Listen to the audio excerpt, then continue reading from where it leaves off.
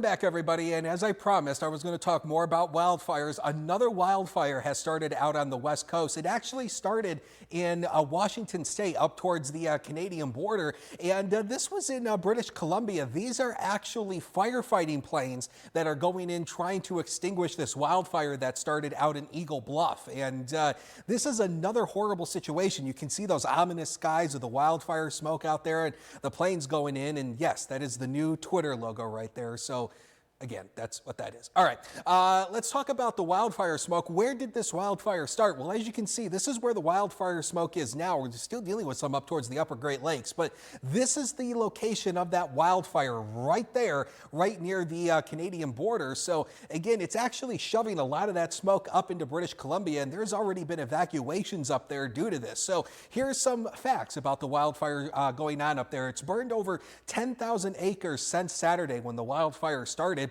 And people have been evacuated on both the U.S. and the Canadian side of this. And unfortunately, the fire is not even contained yet. 0% contained as of the latest data. So again, that fire is raging up there. So again, we've been talking about wildfires a lot. How do they happen? Well, here's a fun graphic that explains it. Basically, the weather conditions needed for wildfires when you have dry vegetation, low humidity, and a gusty wind. Those three things combined help to produce wildfires. You need a heat source, fuel, and oxygen. Sometimes you get a lightning strike and it ultimately strikes dry brush, and that starts a fire. And ultimately, you get those gusty winds that come through. It pushes the smoke and the wildfire smoke out, and there it goes. It starts to ignite other structures and trees. So again, if we have a wildfire here, which is very unlikely, but in the event that we do, again, just be prepared to evacuate, put emergency supplies in your cars, so that way you can evacuate quickly should you ever be in a situation